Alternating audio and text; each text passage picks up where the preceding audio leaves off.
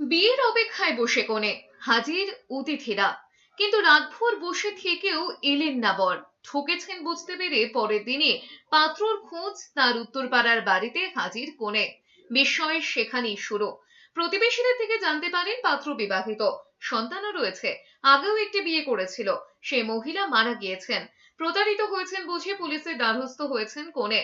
দক্ষিণ চব্বিশ পরগনার মন্দির বাজারের বাসিন্দা শ্বেতা ভট্টাচার্যর দাবি, তার সঙ্গে উত্তরপাড়ার এক বাসিন্দার প্রায় 5 বছরের সম্পর্ক ছিল।